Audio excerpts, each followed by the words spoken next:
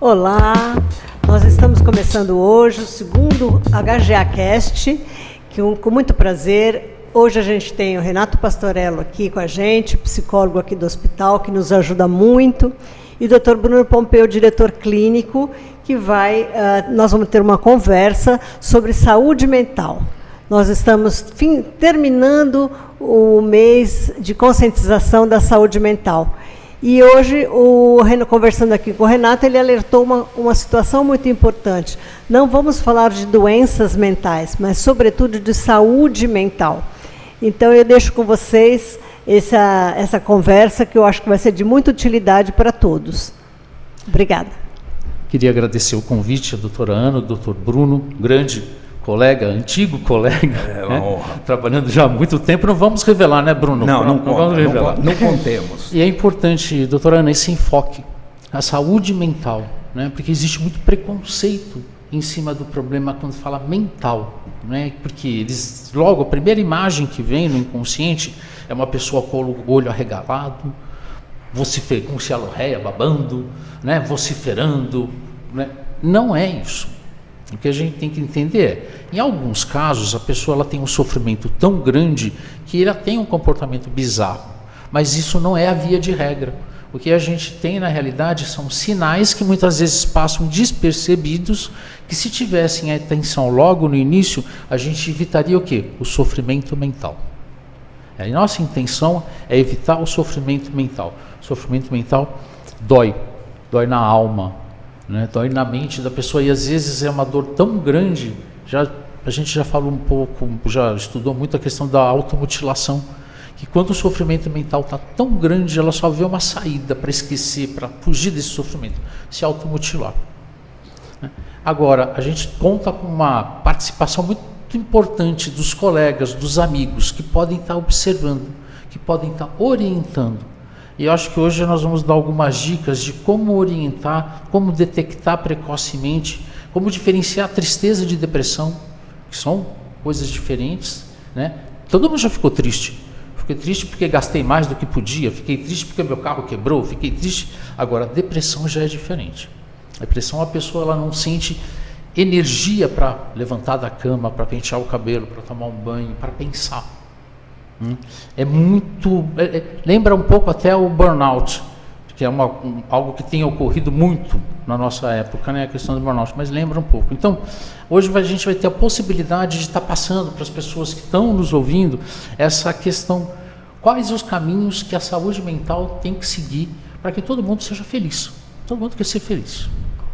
Bruno, você tem bastante pergunta para falar com o Renato, não? Temos muitas.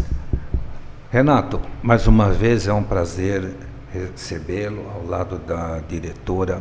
A gente percebe pessoas, até pela fisionomia, um sofrimento mental, as pessoas tristes, abatidas. Se aborda esses colegas, como se aborda? Como você vai por um caminho através dos seus pares para ver o que está acontecendo? Ou a pessoa se apresenta ao psicólogo pedindo ajuda? O que é mais comum? Como a gente deve agir? É mais fácil ela procurar um par. Esse par tem que ter a orientação de como encaminhar para o especialista. Porque o especialista, psicólogo e psiquiatra, que vão dar a condução do quadro. Agora, psicólogo e psiquiatra, a gente tem tranquilamente sobrando para poder atender logo a primeira necessidade? Muitas vezes não. São profissionais que a gente tem uma certa escassez. Então, o primeiro local onde ele vai buscar é na urgência e emergência. A urgência e emergência dependendo da gravidade, né? Porque às vezes é um sofrimento que suporta aguardar por um agendamento, que pode demorar 1, 2, até 3 meses. Agora, às vezes é um sofrimento que não suporta isso. Pela gravidade desse sofrimento que a gente vai direcionar ele então para uma urgência e emergência normal, né? Uma das coisas que a gente é pego, e daí várias pessoas, você já deve ter passado por situações assim, é como reagir a uma pessoa em crise. uma pessoa com comportamento bizarro, uma pessoa gritando, quebrando as coisas em casa. Então, a primeira coisa que a gente tem que saber, isso caracteriza uma urgência. E essa urgência tem um serviço especializado dentro dos municípios que vai atender, que é o SAMU. Não é o SAMU sozinho. O SAMU, quando recebe um chamado e fala que a pessoa está com distúrbio comportamental, com uma certa heteroagressividade ou alta agressividade, ele aciona junto a guarda municipal. E aciona para quê? Para dar segurança para o paciente. Treinados, são bem treinados. Todos são treinados para que o paciente ele seja acolhido naquele seu sofrimento da melhor forma possível, até que a medicação possa fazer o efeito, né? Então muitas vezes o paciente é contido, não precisa ficar falando coitado, ele está amarrado, não, ele está contido até que a contenção química medicamentosa faça efeito, e daí ele vai ser encaminhado primariamente para um serviço de urgência e emergência. Depois, secundariamente, ele pode ser encaminhado para um CAPS, que é um centro de atenção psicossocial, ou para uma enfermaria de agudos, que no caso a gente tem hoje na Baixada Santista duas funcionam, né? A do PAI, aqui dentro, que é do espaço do Guilherme Álvaro, do governo do estado, e temos também uma enfermaria no Irmã Dulce, na Praia Grande. São os dois locais que tem enfermaria. Se eu me falo melhor, os outros ainda não têm esses leitos específicos. Num atendimento de pronto-socorro, vamos usar um termo ainda que é enraizado, então, um médico, ele atende uma pessoa trazida por familiares com fisionomia de triste, que não come, não toma líquidos, uma pessoa está apática, não quer tomar banho, não quer trocar de roupa. Aos poucos, vai se notando que preenche critérios de depressão. Depois eu queria que você falasse como se faz um diagnóstico de depressão para quem está nos assistindo.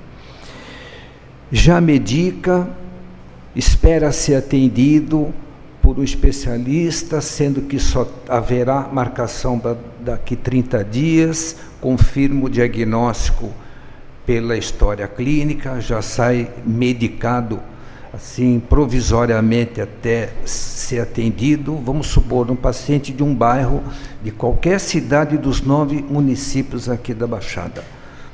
Como é esse cenário, Renato? Por favor. Esse primeiro atendimento da urgência e emergência, né, o que nós temos muitas vezes são unidades de urgência e emergência referenciadas ou porta aberta. O paciente ele vai chegar lá e ele vai chegar com uma sintomatologia que pode ser leve ou pode ser mais grave. E daí a gente diferencia, né, o que é tristeza e o que é depressão. Pegando só esse viés da depressão, né? Tá. Porque triste, todo mundo fica triste. Sim. Você fica triste, eu fico triste, né? A doutora Ana fica triste. Mas é diferente da depressão. Quando a pessoa ela deprime, falta uma energia vital para ela. Ela não tem vontade de se alimentar, de fazer sua higiene pessoal, de pentear o cabelo, de trabalhar, né? É como se ela perdesse a motivação da vida. Nesses casos, é um caso já um pouco mais grave, né? Ainda não tão grave, porque a gravidade seria, vamos supor, por conta dessa depressão, ela tentasse o autoextermínio. Ela não vê mais motivo para viver e ela tenta o autoextermínio, o suicídio, né? E daí esse é um caso que precisa de uma intervenção imediata para que a gente possa corrigir isso. Daí vem o clínico inicialmente com um antidepressivo e depois o psiquiatra para entrar com algumas medicações que vão complementar. Em paralelo, a questão terapêutica. O psicólogo vai trabalhar esse dinamismo. Então, é importante que ele vá sim a um serviço de urgência e emergência. Tá? Se ele tiver condições de ir sozinho, ou um familiar, vá. Se não tiver, então a orientação é para o familiar. Você pode chamar o SAMU e o SAMU vai estar preparado para conduzir o seu parente para um espaço especializado. Isso daí é muito importante também a gente destacar. Chegou lá, fez a avaliação. A clínica é soberana. Pela avaliação do clínico que vai estar lá, que minimamente teve um preparo quando estava fazendo sua residência, seus estágios na faculdade, como lidar basicamente com uma questão de alteração de comportamento. Tá? Dr. Renato Pastorello, na comunidade laboral de um trabalho como um hospital, do nosso porte, um hospital SUS, onde atendemos gente muito carente, gente assim muito próximo à linha da pobreza, da miséria humana. Então a gente atende pessoas sofridas pela vida, pelo aspecto social, por vários motivos. E o nosso trabalho dentro de um hospital público é cansativo. Então, agora eu estou me referindo ao funcionário de um hospital, tanto administrativo como todo o elenco de saúde, a exaustão, o cansaço dos trabalhadores na área de saúde, porque dão plantão aqui, mas também dão plantão em outro município, na folga ele dá um outro plantão, na contra-folga ele dá outro plantão, e são personagens, são colaboradores do administrativo e do corpo de saúde que se expõem a um estresse intenso, físico, comportamental, mental. Sofrem muito, porque você é o para-raio de atendimento, sofre muito, exaustão, é burnout, é excesso de trabalho, fadiga física. Fala pra gente. Sofrem sim, né? A gente tem uma máxima que é cuidando do cuidador, o cuidando de quem cuida. Olha aí, cuidando do cuidador. Isso é muito importante, doutor Bruno. Por que isso é importante? Porque assim, a gente lida com as mazelas das pessoas, com o sofrimento, com a angústia. Tudo bem, pode ser uma maternidade, então não tem angústia, a felicidade da vida, está vindo uma vida nova para o mundo, mas também pode ser uma vida que venha já com um problema. Até por nós termos uma maternidade de alta complexidade, a gente vai lidar com questões como genéticas, né? Malformações genéticas, onde a pessoa, o familiar, vai sofrer, ele vai carregar esse sofrimento. E o profissional vai estar observando esse sofrimento, e muitas vezes ele tem um limite, o limite técnico, ele não consegue até cientificamente ir além disso. Então, essa leitura da existência de um profissional de saúde frente à angústia de uma patologia, de um sofrimento familiar, de uma perda, de uma iminente perda que a gente pode ter, porque se a gente também trabalha aqui num hospital que tem a missão de trabalhar a oncologia, nós sabemos que algumas perdas vão existir, fazem parte da nossa realidade, lidar com a questão da morte. Sim. E isso gera uma angústia. Para isso, os hospitais, eles, através do seu programa de humanização, eles criaram, né, um serviço de assistência psicológica e psiquiátrica aos servidores. Então, os servidores hoje contam, né, no Serviço de Engenharia e Medicina do Trabalho, o SESMIT, com atendimento psicológico e psiquiátrico no nosso ambulatório aqui, para frente às necessidades que eles tiverem. É muito comum. Inclusive, por quê? A gente quer, não só, a nossa preocupação enquanto humanização do hospital, é que o servidor, o colaborador, ele esteja feliz, ele consiga elaborar esses conteúdos mais pesados que muitas vezes podem trazer um problema para ele no trabalho, na sua casa, né? Ele pode interferir a sua convivência familiar, na sua convivência familiar. Então é muito importante a gente poder prestar. Então a gente tem psicoterapia para o servidor, para o colaborador municipal. Eu falo colaborador do hospital, mas não é só o servidor, porque se nós temos um terceiro trabalhando aqui através de um convênio e ele também está passando por um sofrimento, é aberto esse serviço também para o terceiro. Sim. Então todos têm acesso a isso. Com isso a gente vai ter uma redução do adoecimento, né? Então a gente vai conseguir promover saúde mental. A ideia é essa, a promoção de saúde mental, que a gente vai conseguir desencadear dentro, não esperar a patologia se instalar, mas a gente vai ter a promoção de saúde mental. Doutor Renato, nós temos na prática diária, nas enfermarias de clínica médica, de oncologia, né? É difícil. Oncohemato, são especialidades amargas, né? E a gente percebe pelo comportamento dos residentes, algum paciente já no fim da vida, naqueles dias que antecedem a passagem, a morte, a ida, né? O sofrimento. A gente, quem faz clínica também, a gente percebe, né? Quando a pessoa vai, ao mesmo tempo é um alívio para quem foi, é um alívio para a família, mas o médico, a equipe de saúde fica, caramba, né? Nós vamos até um ponto, esse ponto. E aí eu quero colocar, a morte faz parte da vida? Faz.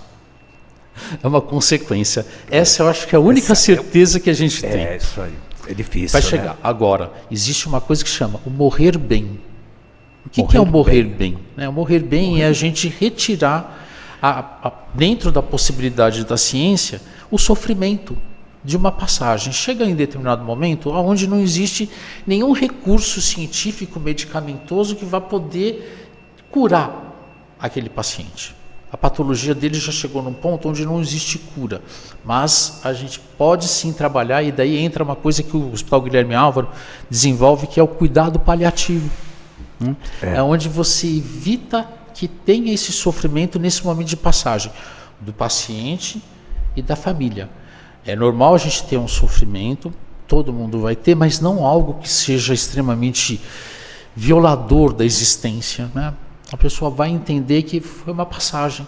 A pessoa que está indo, cumpriu o seu momento aqui na Terra e está indo, está deixando a gente. Agora vamos deixar sem que ele sofra, sem que ele tenha as dores inerentes àquela patologia dele. Quer dizer, ter uma morte digna. Sim. Asseado, roupas, banho, sim, hidratado, analgesia importante, carinho da família. Isso. Fundamental. Isso é fundamental. Fundamental. E a verdade, estamos recebendo o Dr. Sérgio Prior, ao lado do Dr. Renato Pastorello.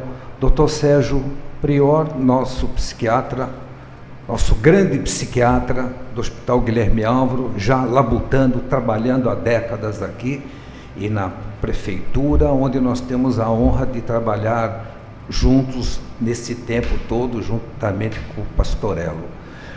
Doutor Pastorello, doutor Sérgio Prior, estatística. Eu queria que o senhor nos desse um resumo. O nosso povo é alegre, tão alegre, agora que vai ter carnaval, tudo, nosso povo é alegre. O nosso povo, nessa pobreza toda, é alegre, doutor? Tem uma parcela do povo que eu acredito que seja genuinamente alegre, mas as estatísticas não apontam para isso. Apontam sim, isso, estatística de 2024, que o Brasil é o país mais ansioso do mundo. Então, número 1 em ansiedade, número 4 em depressão, que são os quadros mais prevalentes dentro da saúde mental. Então, essa história de pão e circo, de carnaval, futebol, caipirinha e alegria, não é totalmente verdadeira. Os números mostram outra coisa, né? A ponto das estatísticas, para a gente pegar não só a saúde mental, é um dos aspectos importantes que é levado em conta para se avaliar o quanto de felicidade um povo de um determinado país tem. E nessa listagem que foi feita pela Organização Mundial de Saúde, o Brasil está em 35º lugar. Quem lidera são os países nórdicos, o primeiro é a Finlândia, a segunda a Dinamarca e assim por diante. Até aí, a gente poderia, e claro, vai pensar na realidade socioeconômica, educacional desses países, o que é, de fato, um ponto a ser avaliado. Mas nós temos outros países que não deveriam diferir tanto da gente. A Costa Rica está bem mais à frente do Brasil em termos de felicidade. O México também.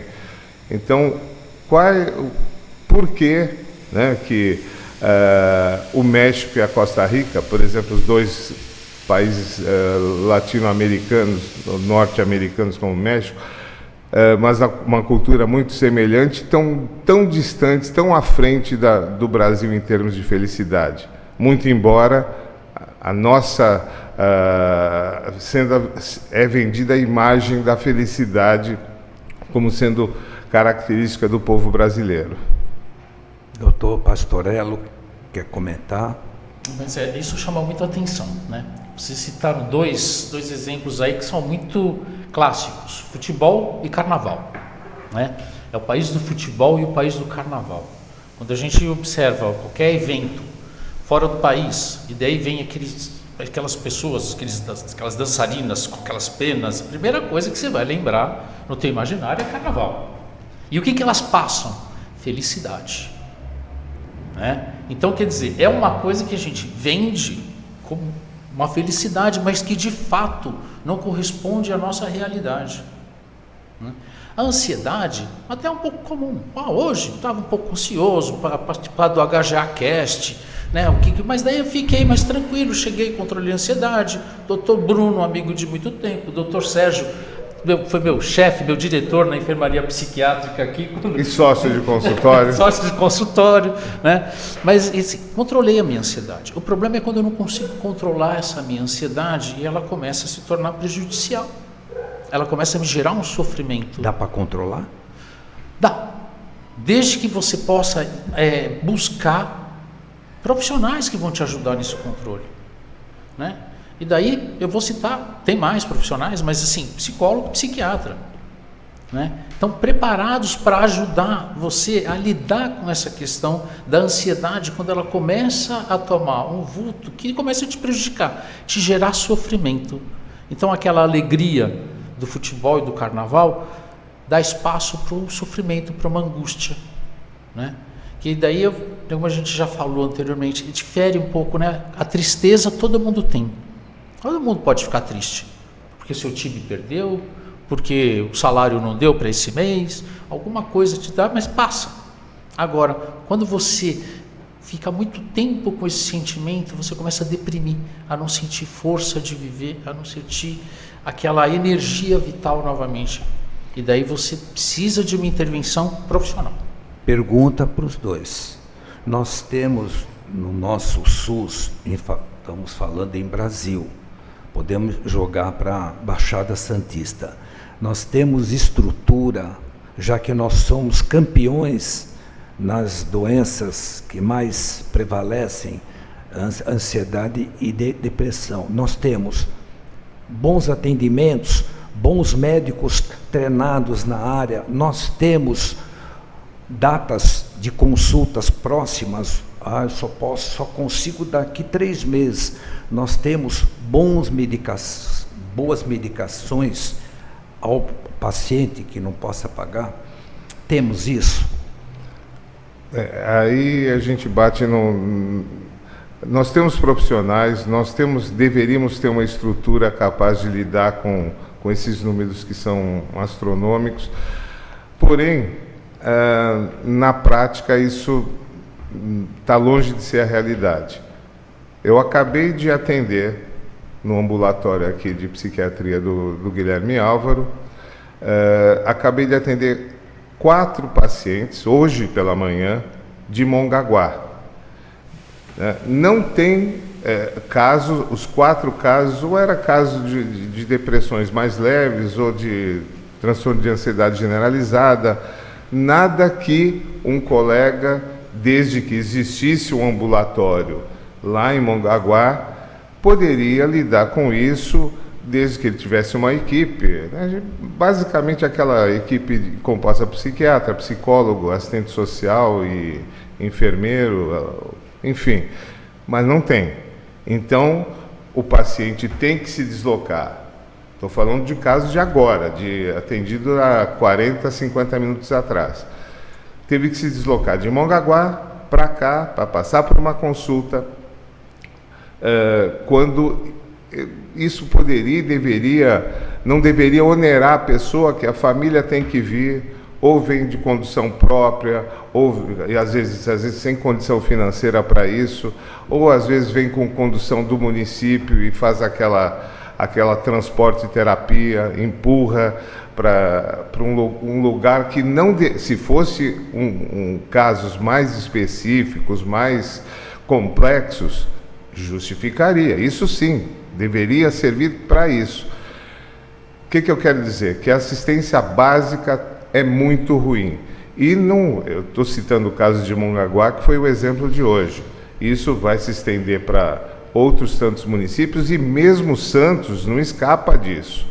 Porque Santos, a gente tem CAPS infantil, CAPS adulto, mas são para doenças mais complexas, né? Que são mais graves, a esquizofrenia, o transtorno bipolar, etc. Os casos que não tem um ambulatório específico para tratar de ansiedade e depressão, que são, de fato, as patologias mais frequentes. As mais graves são essas que merecem o tratamento no CAPS. Mas a esquizofrenia atinge 0,5% da população. A ansiedade, por exemplo, as fobias são 14%, 15% da população. Fobias que vão de coisas mais simples, fobia de lugares abertos, até fobia de avião, fobia de trem, até fobias mais complexas, que a gente nunca vai saber, que a gente está lidando com a pessoa. O Renato nós trabalhamos no mesmo consultório, e só para citar um exemplo de um quadro de fobia, se a pessoa não menciona, a gente não sabe. Eu vou dizer o caso de uma secretária nossa, que ela tinha fobia de anão. E essa secretária, era uma primeira consulta, o paciente tocou a campainha da casa, onde fica o consultório, ela foi atender, viu, saiu correndo, se escondeu dentro de um local que ficavam os produtos de limpeza, e só saiu dali quando eu assegurei, já atendi, o paciente já foi embora. Então, esse tipo de coisa que é muito frequente, as fobias, mas ninguém vai falar que tem fobia de palhaço, fobia de anão, fobia de sangue, fobia de altura, fobia de lugar fechado, fobia de lugar aberto. São os quadros mais, e às vezes muito incapacitantes. Tem gente que eu trato que poderia ter deslanchado na vida, e não, do ponto de vista profissional, econômico, e por fobia de avião, acabou não seguindo, não progredindo, não fazendo cursos, não pegando empregos que iriam render, iriam ser muito mais interessantes do ponto de vista econômico. Então, tudo isso, em resumo, nós não temos locais, na maioria das vezes, específicos para tratar, mesmo em municípios maiores como Santos, São Vicente, Guarujá. Tem o atendimento de CAPS, mas o CAPS é destinado para um tipo de paciente. E a gente usa o ambulatório de saúde mental, que deveria ser mais aberto, que deveria conseguir abranger essa população, praticamente não existe. E fica se batendo na tecla de política antimanicomial, que o problema não são os hospitais, é a forma como os hospitais trabalham e os profissionais que estão lá. Sim. E a vigilância sobre isso. O problema não é a enfermaria de obstetrícia do hospital XYZ. Se não está funcionando, aquilo tem que ser, de alguma forma, corrigido. Senão, sim, é a mesma coisa com saúde mental. Aconteceram, a gente tem histórico aí de vários hospitais os psiquiátricos, como Barbacena, Franco da Rocha, que hoje em dia o Juqueri está praticamente desativado, mas não quer dizer que a instituição em si esteja errada. Ela foi conduzida e acabou se perdendo no meio do caminho, Mas isso não quer dizer que todos os tratamentos de saúde Sim. mental, psiquiátricos, sejam tratamentos que vão maltratar as pessoas, que vão contra a saúde, vão impor a vontade do médico ou de quem esteja assistindo esse paciente. Fazer uma pergunta para os dois, doutor Renato, doutor Sérgio Prior. Nossa saúde mental nos nossos colaboradores administrativos, pessoal de saúde, os terceirizados, vai bem? A gente tem constatado Burnout, depressão, isso. angústia, ansiedade. A gente já colocou aquela questão, né? O SESMIT, ele faz um trabalho em parceria do psicólogo, do psiquiatra, e a gente de fato atende uma parcela significativa de colaboradores aqui do hospital. Casos que são mais leves, mas também tem casos graves. E que às vezes a maior dificuldade está em lidar com essa angústia de trabalhar com a morte, com o sofrimento, né? Em saber que chegou o teu limite e você não vai poder fazer mais nada para solucionar aquele problema, e que a solução ela vai ser diferente, vai ser uma solução com uma condução, que nem às vezes do morrer bem, né? Então isso gera um sofrimento, isso gera assim um transtorno. Muitos colaboradores acabam tendo problemas sérios, né?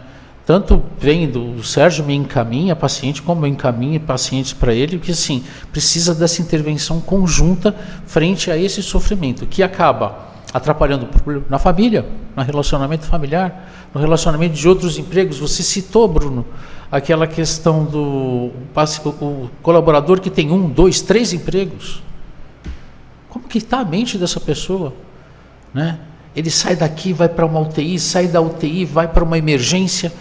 Como que fica, né, o psiquismo dele? Como que fica essa dinâmica mental dele em lidar com tanto sofrimento? Então ele tem que se preparar. Uma das coisas que ajuda, e daí eu vou colocar, é a gente trabalhar um pouco com roda de conversa, né? A roda de conversa é uma modalidade terapêutica onde você favorece o colaborador a estar colocando as dificuldades que ele está sentindo, a angústia que ele está sentindo, mas junto com outros colaboradores. Então, você de uma consulta individual, você amplia isso para um grupo Oficializado. Então, tal dia vai ter uma roda de conversa com os servidores da UTI neonatal. E daí lá a gente vai conversar de tudo. Desde um problema de um relacionamento com uma chefia, um problema com uma angústia com um paciente, tudo que puder estar passando pelo imaginário daquela pessoa. Eu numa roda de conversa informal com 2 médicos, um deles falou para mim: olha, eu estou encerrando, não tem 60 anos o colega, porque eu sou cirurgião e eu só opero abdômen, tudo que eu abro é câncer, eu não aguento mais. Eu abro o abdômen, ao invés de tirar um apêndice, fecho, a pessoa sai pulando. Normalmente ele faz grandes cirurgias, ele sai exausto, e porque assim, está lidando com uma patologia, abre, já sabe, puxa vida, estou com um caso que não vai terminar bem. Eu perguntei assim, eu disse a ele: e esse pessoal, o seu staff, os seus residentes, os que te auxiliam na cirurgia, o pessoal da enfermagem da sua ala? Bruno, é um desalento, porque é enxugar gelo, a gente opera, né, depois vai para a rádio, depois químio, aí interna lá na clínica, nós recebemos aqueles pacientes, todo mundo sofre, né? A gente vê que não é aquela, está alta porque está curado. Hoje a gente cura poucas coisas, nem diabetes, nem hipertensão a gente cura, né? Então, quando comecei na faculdade, eu achava que ia curar, mas não é assim, mudou, os conceitos mudaram. E a gente concordam? Esse é o grande drama, que da mesma forma que aconteceu com você, aconteceu comigo. A gente não foi preparado em nada para lidar com com o sofrimento, com as limitações, a gente entrou na faculdade, agora os problemas são outros, né? Com essas estatísticas que lançaram as avaliações das faculdades de medicina pelo excesso de número de faculdades, eu fico muito preocupado. Quer dizer, se a gente já vive um momento de intolerância de uma forma geral, a classe médica, como todos os que trabalham com saúde, está todo mundo sobrecarregado, os salários não são adequados, as condições de trabalho, e tudo isso vai empurrar para o desgaste, para o burnout, para o desgaste profissional, porque você começa a enxugar gelo, quando você começa a perceber que aquilo que te dava prazer começa a ser uma coisa... Tem colegas de especialidade que já falam, eu tenho vontade de levar... Alguns pacientes começam aquela história, aquela coisa pesada, eu tenho vontade de levantar e, olha, você vai tomar tal remédio, vai fazer isso, despachar o problema, porque está difícil, às vezes fica difícil. E a gente não foi preparado, e não é preparado pelas instituições, para ter o mínimo de apoio nessas horas. Senão, em qualquer especialidade, no cirurgião vai ser isso, com a gente vai ser esses casos de sofrimento, enfim, sofrimento do momento que a gente entra até o momento que a gente sai, né? Sim. Tem que ter espaço, os profissionais têm que ter um treinamento e um anteparo para isso, e aí passa por várias coisas, né? Eu acho que entre elas, você saber dosar do seu tempo, para ter saúde mental tem que ter um pouco de alegria, tem que ter atividades outras que fujam da tua prática profissional, tem que ter atividade física, enfim, religiosidade, no sentido mais amplo possível, não específico de qualquer tipo de religião. E fazer coisas, tem que ter hobbies. Isso eu sou defensor, sim. Se a gente não fica só naquilo, a gente está fadado a ficar doente, todos nós. Doutores, não devemos, é proibido levarmos problemas daqui para nossas casas? Não é o adequado. Por que não é o adequado? Eles são nossos também colaboradores, vamos falar, em casa. Estão aqui. Os problemas estão aqui. Você imagina, você chegando em casa, encontrando a tua esposa e você fala, olha, não fala comigo hoje porque eu vi um paciente que tal, não quero... O que ela, de fato, colaborou para se passar mal o seu? Nada, mas bate no que o Sérgio falou. Nós não fomos preparados para lidar com isso. É isso que bate. E quando ele falou, assim, eu tenho colegas que assim, adoram, que conseguem, de fato, ter o seu lazer. Tem um colega que adora filme. Tem até um programa no Instagram aqui falando sobre filmes, né? Aqui, está aqui do meu lado. Né? Ele é um crítico de cinema aqui. Por quê? Porque faz parte, isso ajuda a manter a higiene nesse mental grupo, dele. Hein, que eu sou Eu comecei a fazer musculação. Sinófilo. Comecei a fazer musculação. Estou com 60 anos, tomei coragem. Mas foi impulsionado pela Patrícia.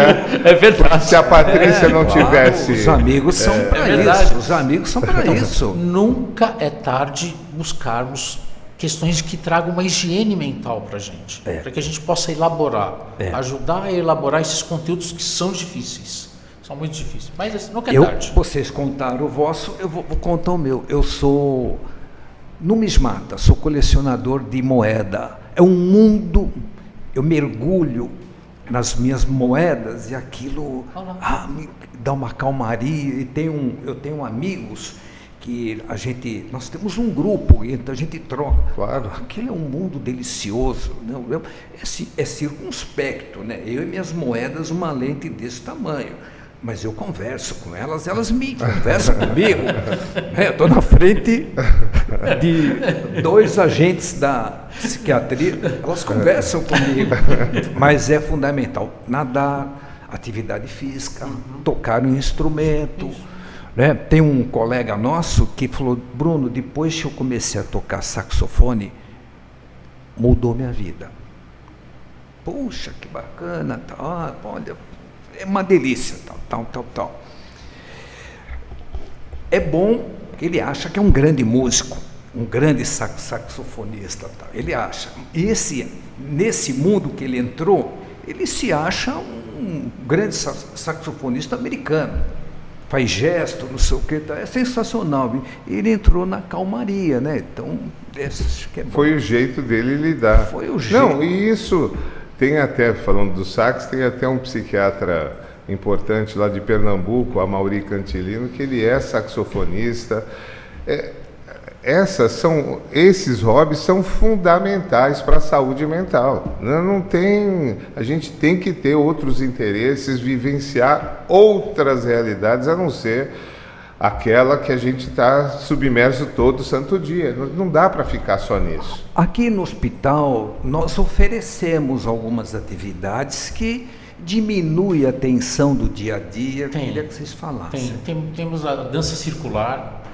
O que é a dança circular para o nosso É uma atividade onde, através da expressão física, as pessoas vão trabalhando questões emocionais. Então, é importante, quem tiver essa possibilidade, tem uma agenda com a Patrícia. Patrícia é grande simuladora, né? A Patrícia, que ela vai estar informando o dia que pode participar. Tem a atividade física que é feita lá no SESMIT também, que é alguns dias da semana. Tem a auriculoterapia, tem a Reiki, tem a Isilda com a acupuntura. A Isilda com a acupuntura. A Isilda? Nossa, a Isilda. Excelente.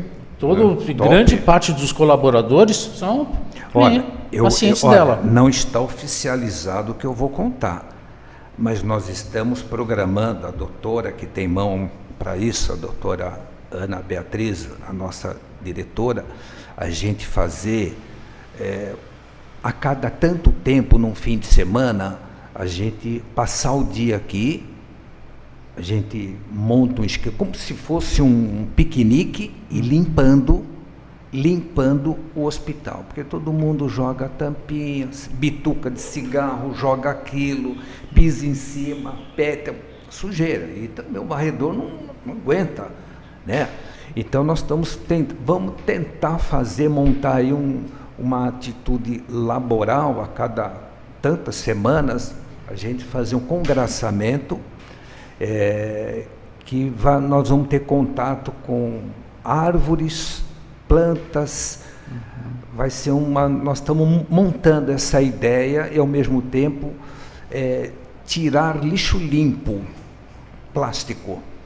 Quer dizer, tem um objetivo direto, mas unir também as pessoas em torno do Guilherme Álvaro, e aí esse tipo de ação que é inovadora, que a gente não, que eu pelo menos não desconheço que existia até agora. Todo mundo com luva, com uma máscara, fazendo, olha, vai ganhar um prêmio quem pegar o maior saco com pet, com tampinha, Isso muda, porque nós estamos fazendo visitas piloto, e eu vou pegando as coisas e mostro, olha, hoje nós recolhemos. E o hospital, as pessoas que por aqui passam, jogam, né? Então não existe aquele rigor de jogar no lixo limpo, plástico, papel e tal. Então nós vamos entrar nesse campo. Uma coisa a resgatar, Bruno, que é muito interessante, teve uma época que teve acho que foi um professor universitário aí do município, que ele veio com os alunos e ele foi identificando cada árvore. Então ele foi colocando uma plaquinha, que árvore que eu sou? Eu sou a seringueira ornamental, eu sou a mangueira, e daí foi porque a gente tem aqui uma quantidade imensa, uma diversidade de flora aqui. Temos.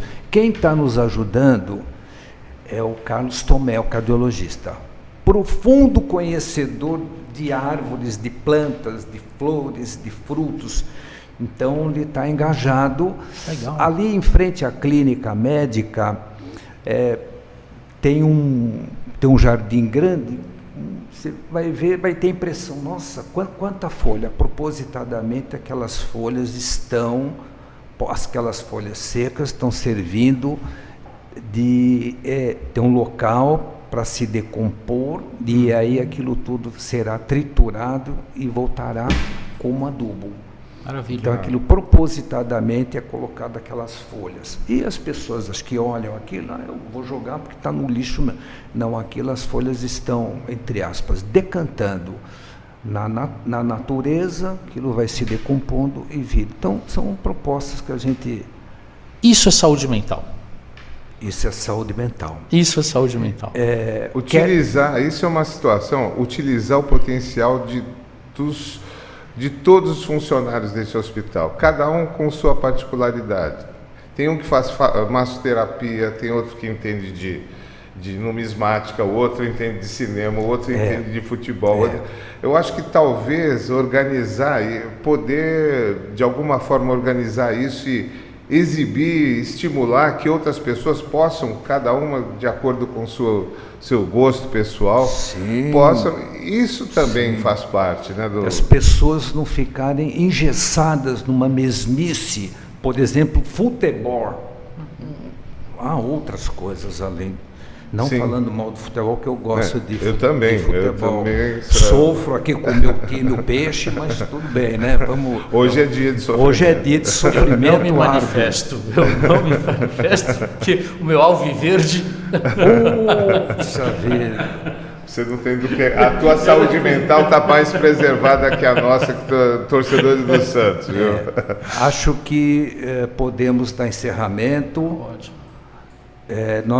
O Guilherme Álvares, em nome da doutora Ana Beatriz e da diretoria clínica, a gente agradece a composição, a participação, a gentileza, ao conhecimento que vocês trouxeram, as informações para a gente. Agradecemos muito e esperemos poder nos encontrar em outras ocasiões. Com certeza, vai sempre ser um prazer, e a gente está à disposição. Eu falo por mim, e com certeza o Renato não vai fugir disso. Não pode ter certeza que não. Mesmo porque se não vier por bem, vai vir por mal. Então...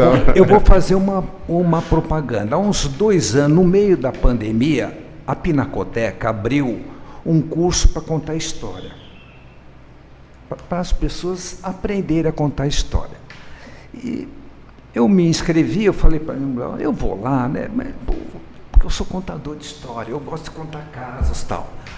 Fui lá e aprendi algumas técnicas, foi muito bom tal.